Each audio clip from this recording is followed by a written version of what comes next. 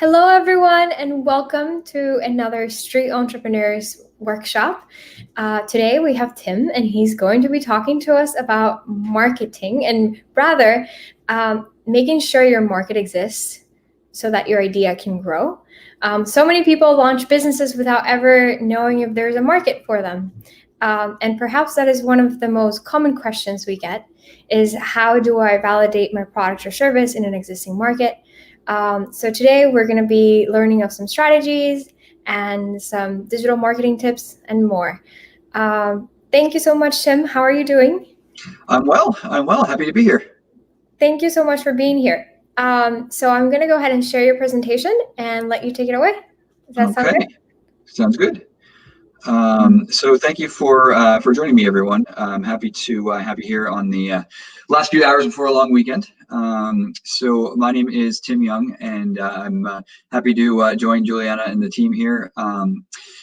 Just to give you a little bit of background on myself, so I've been in and around marketing for 20 some years now, and I started my career in Fortune 500 marketing consulting. And then pivoted to work for a group called the Entrepreneurs Organization. I headed up marketing there for about 9 years, and that's a group that does a lot of work with people who founded and running their own business in all stages, but primarily with individuals with $1 million plus in revenue. So I got exposed to a lot of their tools and tips and tricks in addition to my own marketing experience of the last 20 years. And so that's what I'll be hoping to share with all of you today. And I have a few different question and answer portions in here, but we'll save most of the questions for the end. So Juliana, should I don't know if you have everybody muted, but would I be, if I want to pose a question to the group, would we be able to unmute people, or should I just wait till the end? So questions at the end are best, and we're taking questions over Facebook groups, LinkedIn, and Twitter via our private messages, so people can go ahead and send them in, not just the people on live stream. And then at the end, I will read out the questions that are voted up or that are most reoccurring. Does that work? That's perfect. That's awesome. Perfect. Thank you. All right, well then we will go ahead and get started. So we're going to beat up our businesses, and I'll jump right into what we'll be talking about. First, I'm just going to go through kind of a rough set of maturity stages so that we all understand, kind of where our business is in the spectrum. Then talk about a few common challenges that often come up in those stages, along with questions to overcome them. And then, as we mentioned, we'll talk about we'll field any questions that the group has.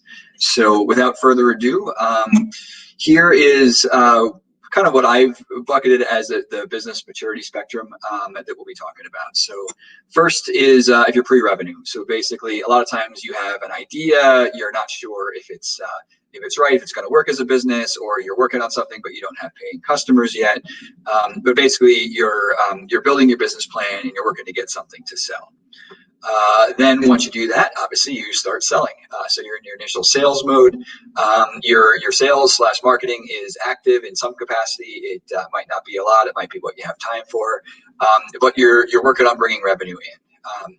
Generally, in this stage, you're pretty stretched resource-wise. A lot of times, your resources are just yourself and your time and your personal bank account. Hopefully, you're seeing at least a few dollars come in at this point. Your goal, you're trying to survive right now, and you're trying to really bring in as much money as you can, generally as quickly as you can, which leads to the third stage, which I've called solid footing. So basically, you have predictable revenue. You have customers and money coming in. It might not be as much as you want, but you have a business that is capable of generating money. You have a process that you can replicate to drive that money, and hopefully you've got some money in the bank. So at this stage, you're trying to optimize things. You're trying to fix all the speed bumps that are out there in order to position yourself to really scale your business. So scaling is really where you're working to optimize both the business and your staff. What levers to pull to increase your sales. You're able to examine your business metrics, and you're always looking for the next point of growth. So those are the 4 stages we're going to break down our business in. And, there are, you've probably heard different stages. You might consider yourself to be a mix of all of these, but they'll serve our purpose for today. So in our first stage, our pre-revenue stage, here you're working on an idea, right? And when you're trying to frame that idea, that the big thing I want everyone to think about is there's a difference between thinking something's a good idea and thinking something's going to make a good business. So we'll get into a specific example in a second, but when you're trying to think about whether something's going to be a good business, you want to start with who you're selling to. So, are you selling to your neighbors? Are you selling to Fortune 500 companies? Are you selling to hospitals or universities? Specific questions about who you're selling to. We'll get into those in a second. And the more detailed you can be here, the better off, because really what you're trying to understand is, what do the people you're trying to sell to, what are their needs? Why do they have a need in the first place that you feel like you can meet, and why would they pay money for it? If you can answer that question, you can answer, how does your product meet those needs? So, like I said, we'll get into a kind of a specific example in a second, but you really want to understand, okay, this person needs to have a faster way to get to work. And our product lets you, run red lights, something like that. Don't ever create that product. That would not be a good idea. But, that's what you want to be thinking about, because that's what's going to help provide value for your product. And finally, why your audience should choose you over someone else. One of the biggest challenges, I think, that not a lot of people realize is there's really not a lot of new ideas when it comes to a business. There are a lot of ways to do things more efficiently and differently, but the odds are that you're the first person to have ever thought about a particular idea are probably pretty low, which can be a shot to all of our egos. And you're talking to someone in a marketing company, which there are millions and millions of those. That's in my opinion, one of the most important questions, because people are going to ask, why should I give you my dollar instead of someone else who has been in the market for a little while longer? So I want to talk about a specific example then. This is just a fictitious company called Pieworks, but it's based on a friend of mine who, for a long time had been told, oh, you bake so well, you should start a bakery, et cetera, et cetera. And, she started a bakery, but realized that she liked baking. She didn't like, trying to negotiate with her landlord on her lease, or she didn't like making sure that she had enough flour for the next week coming in on the truck, and dealing with all of the actualities of a business. So that's where some of the initial questions from the previous slide came from, is her experience. So Pieworks here, the question that we can ask is, okay, we're baking pies, we want to bake pies, who wants our pies? And I have 2 different options when we're thinking about who we're selling to here. So on the left, quiche lovers who buy enough for the whole office. And on the right, everyone loves pie, especially in this neighborhood. So 2 different ways to break down your potential target audience. On the left, maybe we're going for more of a breakfast type approach. We're going for more of a commercial type sale. On the right-hand side, we're definitely looking for just, our local neighbors. Maybe we're going to set up a shop. But usually, I put this example up and ask for questions. We're in a different format today, but I want you guys to think about, does this really help you narrow things down? Does this help you, kind of start thinking about what kind of pie you should make? And I would argue that, both of these options are sort of correct. They're kind of getting to where you want to be, but they're not nearly as detailed. And so I want you to be thinking about the details, because in my opinion, this definition that's on the screen is a better definition of your target audience. So I'll give you a second to read that. But if you really think about what your target audience is, it's defining those needs. So your audience isn't necessarily people that like quiche or people that live in your neighborhood. Your audience is defined by the need they have that you're trying to meet. And there's a couple of factors in there that can help you narrow things down. Tim, we have people watching that have visual impairments. Do you mind reading this for them, please? Sure, yeah.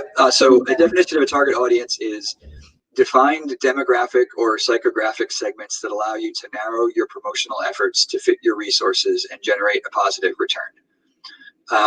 So that's a little bit of a dictionary definition, but we'll break it down here. So again, thinking about your audience's needs. So demographics are the measurables, what people are from a standpoint of what can be observed, your zip code, your income level, your height, your weight, all of those kind of things. Psychographics are how you think. So let's say that you were looking for someone, you have a clothing store, or we'll go with our pie example, right? Let's say that you're looking for people who are looking to get breakfast on their way to work. So you want to think about demographics in terms of where is it going to be realistic for you to find these people?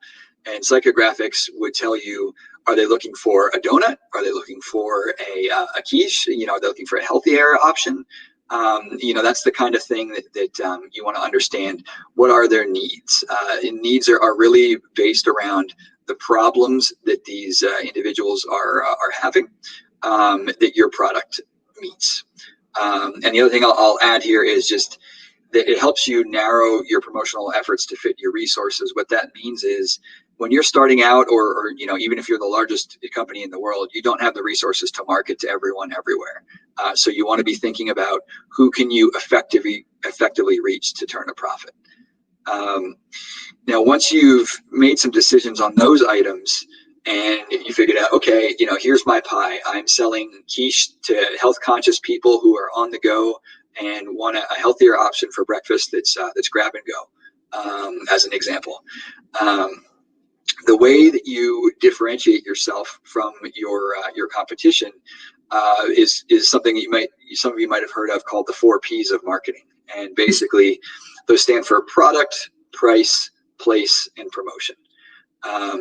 So if you think about how you stack up against your competition, what product means is, how is the actual product or service that you're selling different?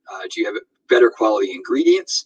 Are you going to last longer? Do you have an innovative technology that no one else is using? Those are the kind of differentiators for product. Price is fairly straightforward. You'll find in most markets there's a cluster of products or services that are all around the same price point, and then there's going to be items that are more expensive and less expensive. So are you trying to be the cheapest out there? Are you trying to be a luxury product? Or are you trying to simply cover your costs plus the margin that you're looking for? That's another lever you can pull. Place is also fairly straightforward. Where can a customer find it? And in this day and age, that might be an online space in particular. But if you were in the pre-COVID world, if you were looking at people, walking to the metro, maybe you try to be near that physical location to a metro stop, so you get a lot of foot traffic, something like that. And finally, promotion is how are you going to convince people to purchase from you? So you've all seen these many, many times. Buy one, get one free, 50% off, buy one and get entered into a contest or a sweepstakes, all of that kind of thing. So those are, the ways and the reasons you can get people to choose your product. And, it's important to spend a little time looking at your competitors with kind of a clear eye. Take away your bias for your own company and think about, okay, these are folks that have been in business for a while. These are folks who are probably making money because they've been able to stay in business.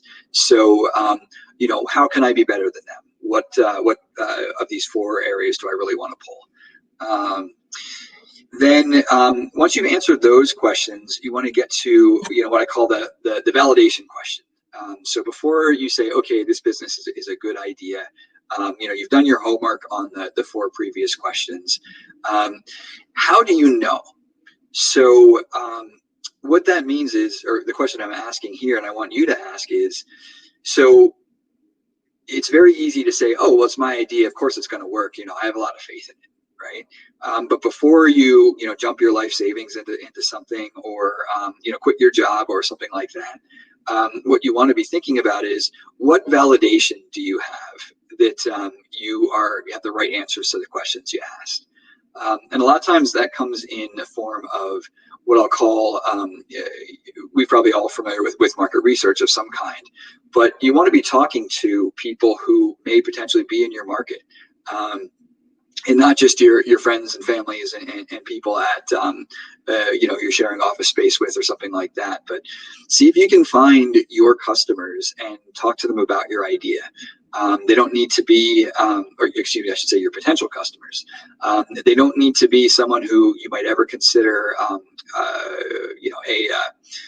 someone who's going to be a target customer in the, from day one.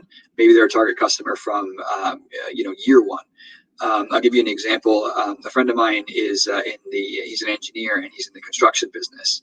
And he had an idea for it's a piece of software that helps monitor deliveries of materials. And construction industry, it's very slow to change. It's very resistant. There's a lot of time pressure. And he and I worked together on his answering some of these questions. And we thought we had a good product that would help save time and help prove that if there was a material delivery that was missed or there's defective material, prove where it came from and isolate where it was installed in a building so that it could reduce any kind of issues. But he didn't know. And so what he's done is he went out and offered his product at a very, very discounted rate to a few potential customers. And it took months before they said, yeah, okay, we'll try it. And it took more months until they said, yeah, okay, we see the value of, what you're trying to do. And now that, we want to pay, full price for what this offering could be. So, that was probably a process of more than a year for him to validate that this was an idea, and he was able to do that had legs, and he was able to do that because he had those conversations to validate his first the answers to his first questions in section 1. So let's say that you've done all your homework and you've gotten positive response from the people that have become your or you hope will become your customers. So now it's time to turn to initial sales. And in this phase, the questions are really around getting that first dollar in the door. So what resources do you have to reach your audience? And we'll cover specifically that in a second. What your conversion rate needs to be. And we will need to do some math here, because one of the things that's important to understand about marketing is it's an expense. Your time is quote unquote free, but not really. But you're going to have some dollars that you're probably going to want to put into marketing and advertising, and you're going to need to know if you're on the right track or not. And that's kind of our third question as well. So how quickly do you need to get a return on your investment? Do you have enough in the bank for 6 months of operations before that first sale, or 6 days? That it's important to know that as well, because you're gonna have to pivot quickly and make decisions based on the objective reality that you're seeing. And the last question to ask is how you can best grow sales. So you may be in a fortunate position where you have some people that said, hey, yeah, as soon as this is ready, I'm ready to buy. Hopefully you've maybe identified some of those folks in your initial market research. But if not, you might have to experiment a lot, and you might find that sometimes you're getting customers from places you didn't expect, and you want to be identifying and narrowing down on those areas. So thinking about the resources that we have, when you're starting off, you're going to be pretty constrained. And so what I've done is I've broken out resources at the different stages into, what's free and what's paid. So when you're starting out, some of the good free resources to market and advertise: search engine optimization / content marketing, putting information out there on social and on your website, and your friends and family. Don't be embarrassed if you're going on a new adventure. They can really help promote things. Before you have revenue, I would really recommend keep your paid marketing expenses to a minimum. You're going to need a website. You're probably going to need a business card, things like that. But don't go too crazy. And your initial sales period, once you're ready to go, so you can still do a lot of social media for free. Obviously, if you pay to advertise and boost things, you can get a little bit more visibility, but free still works. Email marketing, some viral marketing if you can, both on and offline. And there's a lot of local business groups, street entrepreneurs being one of them, that you can really work to get people's opinions and network. At this point, when you're in your initial sales phase, I would say on the paid side, test advertising campaigns are going to be important. You don't have to spend a lot depending on what kind of revenue goals you're looking for, which we'll get into in a second. And I would also say some of the higher caliber networking events and groups. So there are, this is a new world with COVID, but there are still a lot of groups that are meeting virtually, and it gives you exposure to a lot of, people who may be able to help, and a lot of people who may become, partners and sponsors, or may have a good suggestion for you to help grow your own company. When you get to the solid footing side, there's still a lot of items you can get for free. Specifically, you can get interns. It's always nice to pay interns, but it is okay, if they're getting a good education, it is okay still to have unpaid interns. You can also start working on some speaking engagements and some presentations based on your own experience, which I've separated out public relations. But here, a lot of times there are a lot of local groups and local newspapers, websites, etc., that are really easy targets, because they're always looking for stories, and a new business starting out is always a good story for them to have. Here on the paid side, I'd recommend you have a significant budget set aside for advertising at this point if you're really getting yourself on solid footing. I'd also recommend investing in some automation tools and technologies, because it'll only make your life easier. And you may want to do some sponsorships and partnerships. So if there are other groups out there that are really approaching your market from a different angle, and you can find your target customers, that's a good place to be. And finally, on the scaling side, generally at this point, you've probably exhausted your free options, but you want to be thinking about people at this point. You really want to be focusing on who do you need to take some of the lift off you. So those are the resources to be thinking about. And the next few slides, we're going to talk about conversion rates. So I tend to talk in terms of a funnel.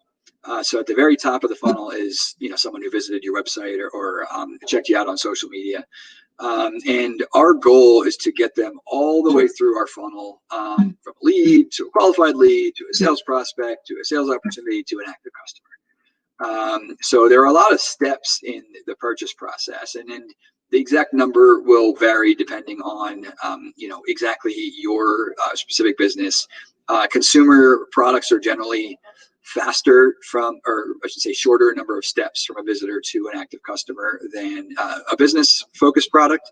But generally you're going to go through a process either way. The important thing to realize is you are generally going to get 3% or less of the people that come to your site or visit your social media to convert. So that's important to know, because you let's say that you have 100 people a month coming to your site, right? And you're trying to break even, and you need 1,000 sales a month. So that's going to help you determine what your price point is going to be. It's going to help you determine how many more people you need coming to your site to get where you want to go. And I'm going to show you some of that math here on the next slide. So here is, I promise this is the only math of the presentation, so don't be scared.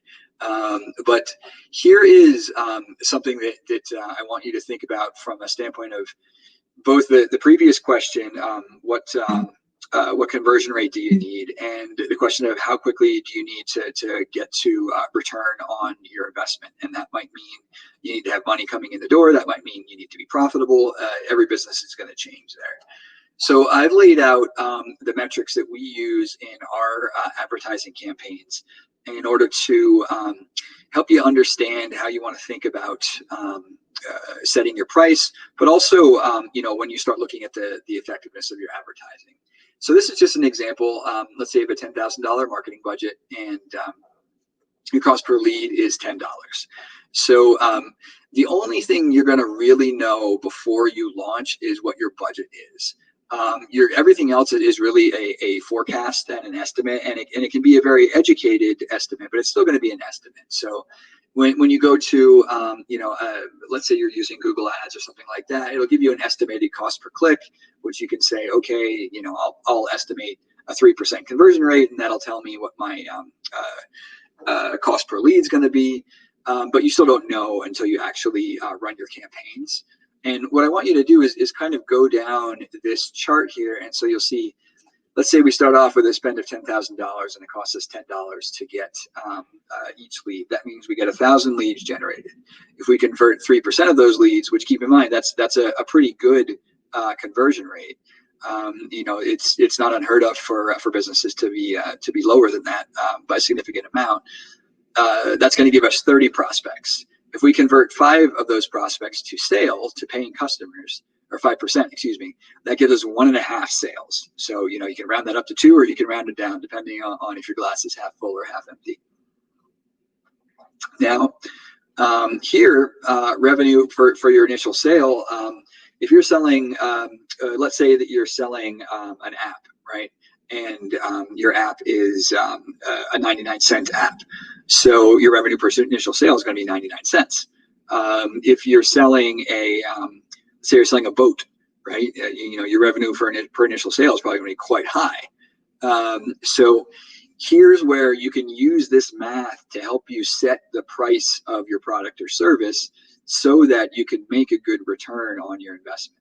The next item here is customer lifetime value. So your customer's initial purchase might not be the total amount of money that they're spending with you.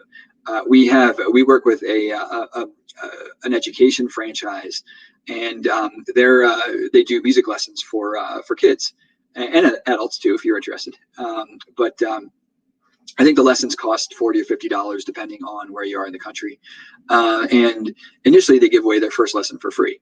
So the revenue for their initial sale is $0, but their customer lifetime value is in the thousands because they have a very sticky product. And people start paying that $40 a lesson, once a month, once a week, and that starts to add up quickly.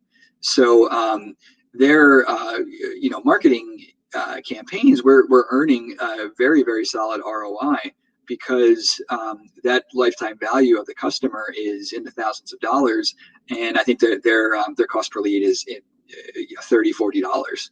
So we know we have a profitable campaign, even though on day 1 or month 1 it's not profitable. So your initial campaign revenue is for them, it's generally going to be 0 for the first few weeks, and then all of a sudden it starts ticking up. So these are the numbers that you want to be thinking about. And you can see here, I purposely have set this up so that you only made $825 if you just do the strict math on 1.5 sales out of a spend of $10,000. So that's obviously not good. This campaign would be a significant loss. So what it tells us is we need to change something about this campaign. Maybe we need to set our price point higher. Maybe we need to look at a cheaper advertising venue so that we can bring our cost per lead down. Maybe we need to figure out something on our landing page so we can convert more people to sale. These are the kind of things that you want to be looking at, and you want to have this math done beforehand so you know what your minimum performance level is going to be. Then when you have that information in front of you, then it's time to think about where can you throw your darts to hit the bullseye. So I'll use a few examples. Facebook / Instagram. Facebook and Instagram advertising is generally the most affordable you can get. It's also generally the least likely to turn into a sale. So we can, and we know this from years of running these kind of campaigns, your business mileage might vary. You might do very well with Facebook and Instagram advertising. But you're not going to know until you start running your campaigns and seeing what the numbers tell you. And so that's where you want to be asking yourself, as you get into running some of your campaigns and seeing what's working, where, go toward where the money's coming in. Don't think, oh man, I really need to be tweeting up a storm because everybody's on Twitter. Think about, okay, the last Twitter campaign that I did, I got 0 sales, I got 5 sales, I got 10 sales, and let that make your decision. Which kind of feeds into the summary question here of what is your market telling you? So we have a common issue that we run into with clients is clients want to be present in a particular channel, or they want to do something because they've heard it, because they feel like everyone's doing it, because it worked at a previous company, or for any number of other reasons. We have one company that I can remember from the recent past. They wanted to do SEO in the worst way, but they had no real domain authority. They had no real we would have been starting from ground zero. And we told them, you're getting good leads from your pay-per-click campaigns. So why don't we just spend more money on those pay-per-click campaigns? And that's the kind of thing that you want to be thinking about. You also want to be paying attention to, if you're really pushing a particular, you think back to those 4 Ps, right? If you're really pushing, hey, we're cheaper than everybody else, and it's just not resonating in your campaigns, you want to take that to heart and make a shift, because you're not going to have unlimited time to get your sales coming in. So you really want to be paying attention to what's working and what's not. And if nothing's working, you want to be scrapping what you're doing and trying something else until it does. If a few things are working, you want to run in that direction. And again, listen to what the market's telling you. If you do that, hopefully that brings you to a solid footing. And we have a couple of questions here that we'll jump into. First is, where can you realize efficiency? So time is always going to be a challenge when you're running a business, as well as money and various other resources. So you want to be thinking about how can you really save on time wherever you can. That goes for marketing, that goes for your business as a whole. With marketing specifically, is your marketing optimized? Here's where you really want to be thinking about testing different campaigns, testing the headlines of your ads, testing the imagery in your ads, trying to figure out if you can tease out exactly what resonates the most with people. And you also want to be thinking about your brand experience. So as we grow, we've encountered this in my company as well. As you grow, you have bumps in the road. You're not going to have a perfect business. There's going to be, you might hate your website, but it's working good enough. You might really wish that you could get your email campaigns together. You might feel like your brand and your visual identity just isn't cutting it for you. It needs to be good enough. When it comes to the experience that your customers have, that's where anything that you're running into can become a challenge. So you need good reviews in the world today. You want to be thinking about anything that could affect your customer reviews before and resolve those issues before you really think about scaling up. So let's talk about efficiency. This is my friend, a robot, and automation is huge, especially in the marketing world. I do another presentation. It's called How to Market When You Don't Have Time for Marketing. And there's so much that you can do to really just kind of have an engine that runs without having to have a person step into it. That could be email marketing. That could be what's happening behind the scenes in terms of what offers are being sent to what customers. You can even, a lot of content management systems now out of the box have the ability to show different content to people based on their history on your website. Social media, you can load up your social calendars for years on end if you wanted to.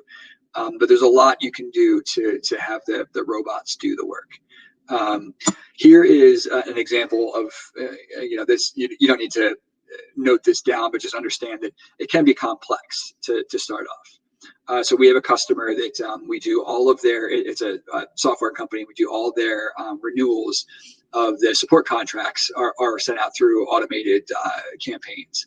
And we have automations that happen if someone hasn't opened up an email by that point. We have automations that happen if someone declines, and then we want to try to rescue them as a customer moving forward. We have automations on top of automations, but they're all running and they're all doing it without a human having to get involved.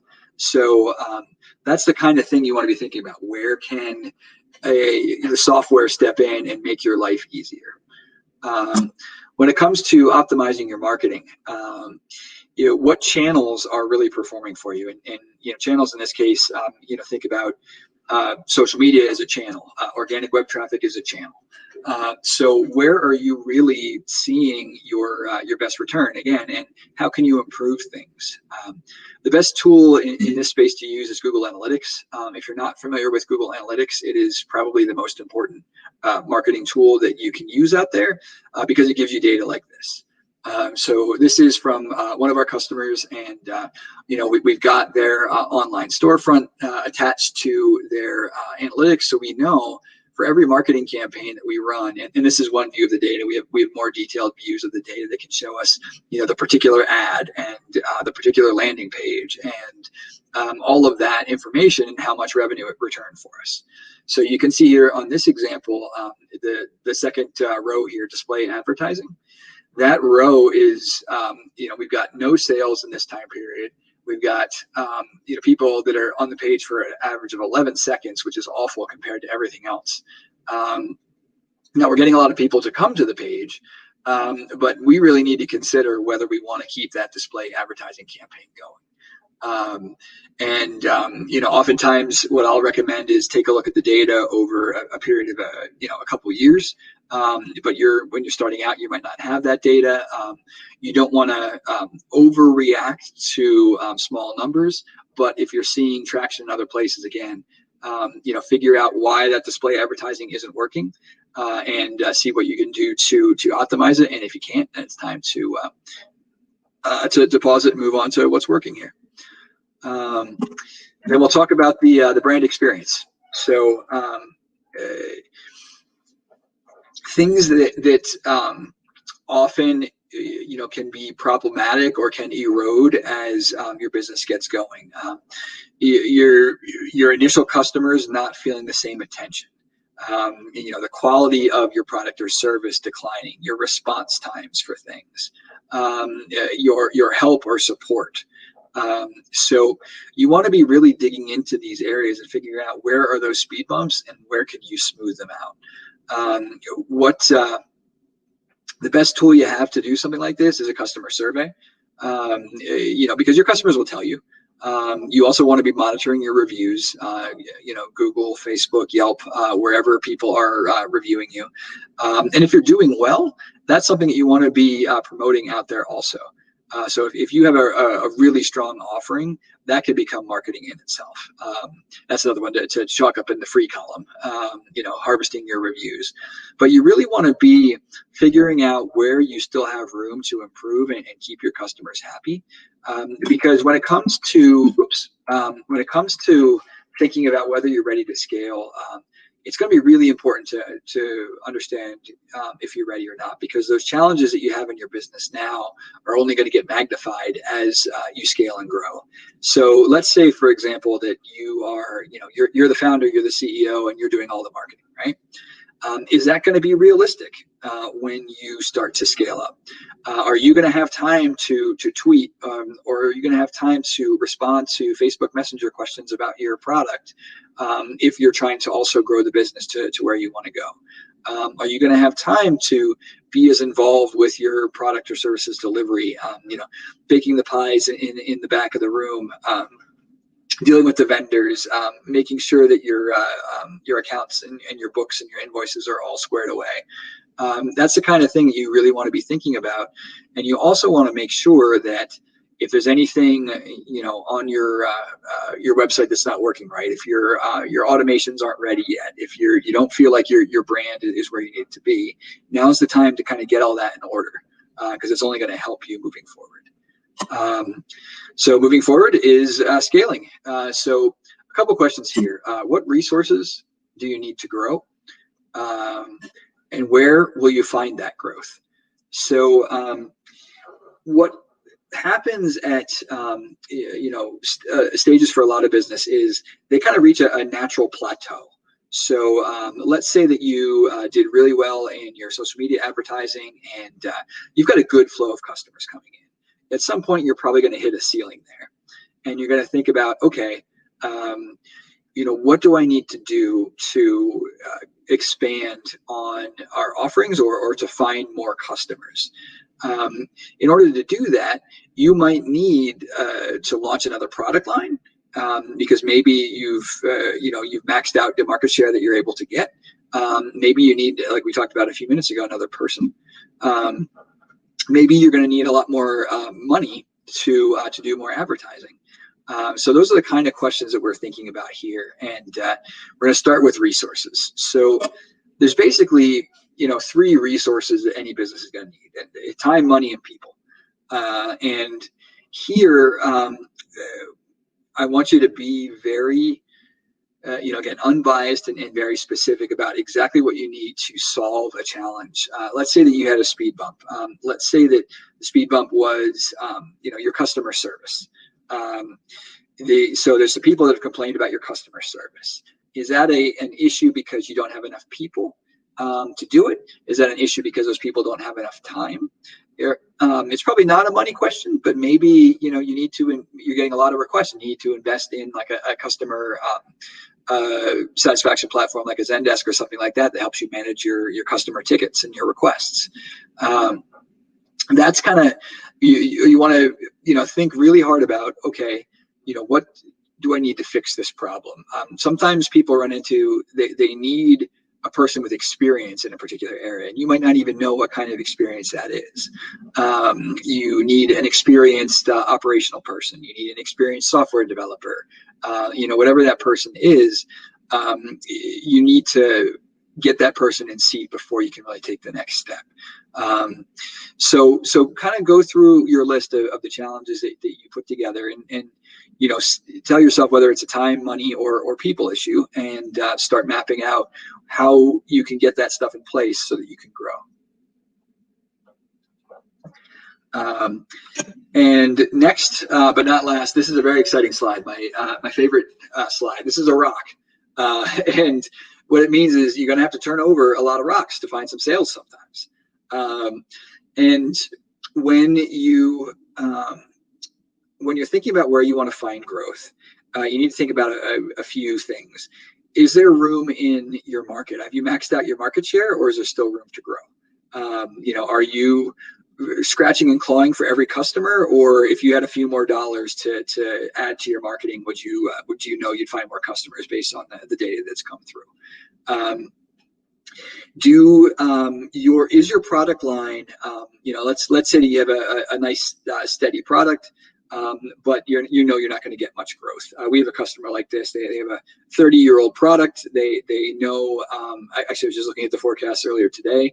Our forecast for the number of leads in the door and number of sales are spot on. We know exactly what we're going to get, next month and the month after that, because we've been doing it for 30 years, and there's not much new under the sun. So if they want to grow, they need a new product. And what does that product look like? That takes us back to the very first questions we were asking. What is our target audience? What are their needs? So that's kind of the question you want to ask yourself when you're considering scaling. Like I said, this was my most exciting favorite slide here. But it's just to get you thinking. It's also my favorite slide because now it's your turn to ask me questions, because I've been talking for about 45 minutes here. So Juliana, I don't know how many questions you have or what you have, but I'm ready to jump in. Awesome. So before we get started, guys, you can ask questions anonymously by writing us on Facebook, on Twitter, or messaging us on LinkedIn. If you're watching from YouTube, please ask the questions in the comments. So first question, what would you say to a business that has had a solid footing and whose business model has been completely upended by a disruptive disaster? Any marketing tips? Would you be talking about COVID specifically, I or? would imagine that's what they're referring to. Um, so COVID is, at the beginning of COVID, nobody knew what was going to happen. And now from we actually, my company sits in a nice perspective because we have consumer businesses and business focused businesses and some nonprofits that we work with. So we have a good handle on, kind of how things have been affected. The unfortunate thing about COVID is it's not going to go away. Right. We have people saying we're going to have a vaccine at the end of the year. I mean, I'll believe it when I see it, kind of thing. So a lot of times you might be starting back at square one again to find, I shouldn't say square one, but the customers that you had, the people that you were working with, how have their needs changed? And that might be a conversation you want to have with them. They'll know you, they'll be familiar with you, so you'll have some goodwill built up. If you're not able to do what you were doing before, the odds that you can ever go back to it, yes, at some point, but in the next 12 months, I don't know. So I would focus on talking to your customers about how their needs have evolved and seeing where their pain points are. To try to evolve yourself. I'll use an example. We have a client that does international student recruitment for colleges and universities. So I don't know if you ever thought about this, but wherever you went to school, they probably had people from all over the world that were going to school there. Someone in another country is recruiting those folks for that school to come. But now COVID is here. And that plus our political situation means nobody wants to come to the United States at all. So their business is they have nothing to do with that. So they're talking to their customers about, and their customers are schools, universities, private schools, things like that. They're talking to their schools about what are your challenges right now, and they're hearing revenue is a challenge because we're losing revenue from we can't run our sporting programs, which brought in television revenue. We don't have international students that we can charge tuition for. Our domestic students are saying, hey, school isn't really a good deal anymore. Because I have to sit at home on a computer. I don't even get a dorm. So they're pivoting right now to talk to all of the academic officers and the senior leadership at their customers about developing new revenue models. So they're changing to a strategic planning type approach and type of service, as opposed to trying to think that international recruitment might come back in 2021. Right. Yeah. That's very true. And I think the person who wrote this manages an events corporate retreat company, which is like, okay, so big corporate entities that have money for retreats are very risk adverse ones. So their budget, right? They're not going to put money towards it, even if they have a budget, right? Yep. And also, well, that's an in-person gathering, which requires in-person bonding. Yeah. And do you think it's all going? Can you help this person brainstorm a little bit about how might they pivot? Yeah, so the retreat is travel right now is probably the hardest hit industry, right? And so I don't know, to the point we'll definitely need to pivot. I think the question is, why are people coming to the retreat? So I'm assuming they're doing, some planning of some kind. I'm assuming they're speakers who are there. I'm assuming that they're going to solve a problem of some kind. Maybe they just need to get out of the office to do it. So I think finding out what those problems are that they're trying to solve, and possibly partnering with some speakers. So there are a ton of facilitators out there and anything under the sun that might have a good tool to offer. And if we partner with them, I'm sure that we have a Rolodex of customers, right? I'm sure that we have some folks that we could reach out to and do some promotion for this stuff. Right. So I'm sure that a partner, speaker, or presenter, facilitator would want to be able to access that audience. So you might not have to pay them much. They might, something like that, some kind of offering to solve the reasons why people were coming to the retreat in the first place. Right. So what about for people that relied on guerrilla marketing and door-to-door style sales? What recommendations do you have for going digital? Yeah.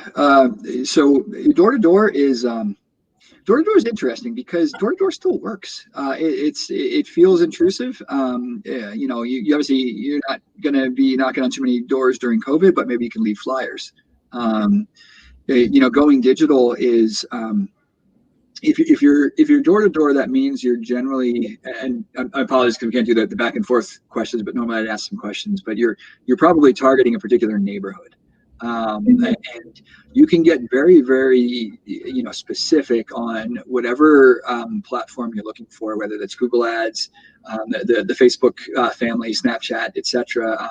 You get very specific by your geography, and you can run your campaigns, even down to the neighborhood if the platform's allowing you, which most of them will in most cases.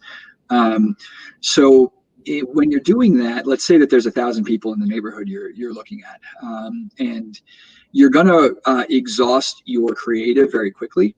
So I'm sure we've all had the experience if you see the same damn ad on, your whatever app you're using 15 times in a row, and you want to tear your eyes out. So just when you can get very, very targeted, very narrow, have a lot of different creative that you want to run. Different headlines, different calls to action, different images, and be prepared to shift that out, weekly. As long as you can keep it fresh, you can generally keep the leads flowing in. You are going to get to a point where you've squeezed all the juice you can, but hopefully keeping your creative fresh will squeeze as long as possible. If that analogy makes sense. Awesome. How much should you budget for marketing? Starting an acupuncture practice, what marketing channels should I use? So the budget question is a really interesting one. There are a lot of benchmarks out there, and the problem is when you're starting out, a lot of it's going to be your time. Between the benchmarks that by like the Small Business Administration and a few other groups that I've researched are between 3 and 10% of your revenue, but you're not going to necessarily know what your revenue is when you're starting your acupuncture practice. Mm-hmm. So I have kind of turned that into 10% of your time. So if you're 40 hours a week, that's 4 hours a week, but that might not be enough when you're starting out because you really have somebody that knows you, and you gotta put the as much time as you can into marketing until you get those first customers. So I would say as much time as you can in the beginning until you start seeing what's working. And then start thinking about, okay, to get more of what's working, what do I need? Do I need to put more money into, Facebook campaigns or something like that? I know that's not an exact answer, but, when you start, the most important thing is to get those first few customers, and it becomes easier after that. So as much time is needed to get those first few, and then start thinking about the number of hours in a day or the specific budget. Right. And do you recommend they experiment with every marketing channel to figure out what works, or is there marketing channels that would be better for what she's doing specifically? Acupuncture. So a lot of times something like that is going to be driven by two things. It's going to be driven by reviews. It's going to be driven by proximity. So I'm sure we've all had the experience of when you're looking for a doctor or something like that. Oh, but that doctor, it's going to take me a half hour to get there. I don't want to go. And what's the other thing you look at? You look at the reviews of the practice. So I would recommend invest in this particular case. I would go with Google advertising because it's going to get you to the top of Google search results, and people are probably searching for, acupuncture near me, acupuncture in Washington D.C. or Petworth, or whatever the particular geography is, and that's the best way to get in front of those results quickly when you're just starting out. I don't think that you want to try to go with every channel under the sun. Create a Facebook page, but don't worry about it too much. Claim your Twitter profile, but don't worry about it too much.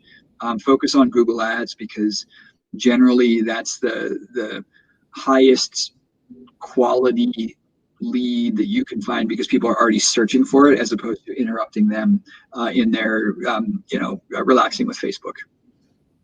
Right. Tim, do you think you can be a successful company that's starting out? Let's say you're in apparel and your plan is to boycott social media altogether. Mm-hmm. How might you do you think you can be successful market if you are boycotting social media? So the question there is really, it goes back to your target audience. Where are you going to find that customer?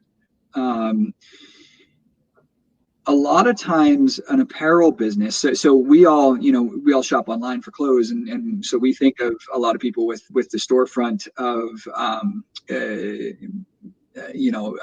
I go to Juliana.com and I buy her t-shirts, but that's not the only model in apparel, right? There are buyers for the major stores out there all over the place. If you go to Nordstrom or Macy's website, Nordstrom or Macy's don't make clothes. They sell clothes that they bought from someone else. So that's a model that exists. And if you're trying to find those people, that's really a sales conversation. That's finding the person that has a title of buyer, and seeing what it takes to get in front of them. Now, are they going to be more likely to discover you and be interested in you if you've proven that you have an audience? Absolutely. But, it's not the only path. That's awesome. So let's go through a couple different kind of industries, and we can talk about what might be the best. Like if you can only choose one channel, like you only have $500, you're starting out with, what's your best bet? Where do you spend it, right? So let's say you are a landscaping company. Google Ads? I would. With landscaping, I think Google Ads would be a good one. I also think landscaping has a potential for referrals. So I'll use my neighborhood as an example. The people on the street across from me, they all use the same landscaper, because whoever picked them the first time, eventually they just asked, "Oh, who cut your grass?" And the neighbor answered. So I think with landscaping, referral bonuses, things like that, and this is really done over email.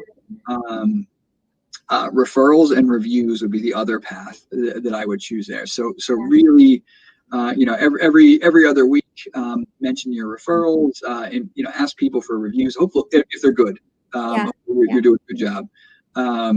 That's the kind of thing that's going to keep going. I think Google is definitely a good one, but don't overlook the other two. Right. And is it worth it to buy email lists? I don't think so.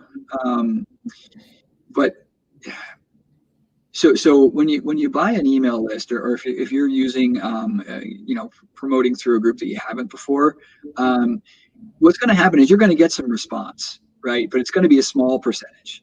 And let's say that you think back to that slide that I showed with the $10,000 and you got $800 out of it. So that was at a 3% conversion rate. So imagine 0.5%, 1%. If you have the money and you can accept a conversion rate that's going to be pretty low, it'll be fine. But if you don't, if you're concerned and tight on your budget, I would not go that route. I would do something where if you're trying to access a customer base, look for somebody who you might be able to partner up with and run a joint promotion or something like that. Look for someone who already has access to the people you're trying to find. Associations are a good example. So there's an association for everything. An association of teachers and homeowners and everything else under the sun. So maybe, you can find that association, and maybe they have some kind of sponsorship where you can get some exposure in their group. That's awesome. Okay, now let's say you are a maker. You're making crafts, you're making candles, you're making chairs. Mm-hmm. Where do you spend it? So there's a couple places. Everybody knows Etsy, right? Yes. So I think anything you can do to raise your profile on Etsy is going to be good, because that's what the consumer knows. The consumer also knows Google, though, and I'm sure we've all seen the Google Shopping feature. So Google and Amazon, if you create a merchant storefront and really start focused on advertising that pushes to that, I think a lot of times you're going to get, for not that much money, you're going to get better, more qualified exposure. So if you may be doing this already. Amazon advertising is not nearly as sophisticated as Google's. So you need to be very clear and really just kind of stuff your listings with keywords. Candle is not nearly as descriptive as fall harvests, pumpkin spice candle, or therapeutic, tea tree oil relaxation candle. That kind of thing is what you do on Amazon. Google, you can rely a little bit more on those keywords that we touched on as well. But Google, the storefront is a little bit better in the sense of you could be lumped in under candles, and you can advertise for just candle if you want. It really depends on the specific niche you're going for. So think about the customer problem that your candle is solving. And even though it sounds kind of silly, it's really true. Is it relaxation? Is it making your house smell better? Is it just for is it treating yourself? Is it what? Treating yourself, like treat yourself day? Yeah, and that's what people are searching for, and that's what you want to create create your Amazon and Google merchant store, and run your ads through there and see what happens. And you can get away with $100 a month on both, and see what happens. Wow, Google needs to hire you as a spokesperson. Okay, just a couple more, 2 more questions, and then that's it. Yeah. I promise. Okay, so, what if you are, just to wrap this one up, if you are a consultant, and if you are a content creator? Okay. So consulting is it's a relationship business. So our company is Young Marketing Consulting, and we're 9 people now. But when it was just me, our first customer was a friend of a former coworker of mine, and so your network is going to be very important. You're also so LinkedIn is going to be probably the biggest place on to find people, and keep the email active. You're going to need to be sharing a lot of content. I don't know where specifically in the expertise section. Excuse me. I should say how much expertise this individual has. If you're a 30-year veteran and you're well known in the industry, then you probably have a pretty good Rolodex already. So just kind of let people know on LinkedIn you're hanging your shingle. If you have less experience, you're going to need to demonstrate that people can trust you. So you're probably going to need to publish more content. You're probably going to need to offer yourself at a discount, or even some pro bono work to get those first few clients in the door and get that resume going. But definitely LinkedIn it would be pretty much the only place you really need to be. That's awesome. Okay, so this one's a little bit more personal, but if you could start your company all over again, would you choose the same path for yourself? If not, what would you change? I would absolutely choose the same path. I did not have the same experience a lot of people do when they start their business, because I came from a group that was about providing coaching and mentoring and networking for business owners. Yeah. So most people aren't going to have that. So I knew what I was getting into, and I had my just kind of a dumb luck, really. I had my first customer in like 2 weeks. So it's not the way it happens to a lot of people. So I kind of stumbled into a good situation. The thing about running a business is it's the most rewarding and most challenging thing you can do at the same time. So it's a stressful kind of existence sometimes, and sometimes it's a great existence because everything's running fine and you don't have to worry about anything. I think the biggest advice that I would give would be keep working, and if you work hard enough, and you're going to get good enough, if you learn from your mistakes, keep working at things, and make sure that you don't give up, because you're going to get you're going to get knocked down a few pegs. I remember that the biggest client that we had, this was years ago, but the biggest client we had signed to date, I was ready to go. I hired somebody for to service this client, and we had a great big check that I deposited, and then 2 months later they lost their funding, and then we had that was it. So that's kind of the roller coaster that we're all going to go through, and as long as you keep picking yourself up, it'll get better and better. And the other piece of advice I think is your people. It's really important, because there's only so many hours in the day, as hard as you work, and you can only stay up. You can only stay up all night, a certain number of nights in a row before you're going to fall asleep. Get yourself good people. Get yourself people that are smarter than you, that are better than you could ever do something, and that's going to really save you moving forward. So those would be my two pieces of advice. Right. It's reminiscent of Richard Branson, which I think you met. Yes.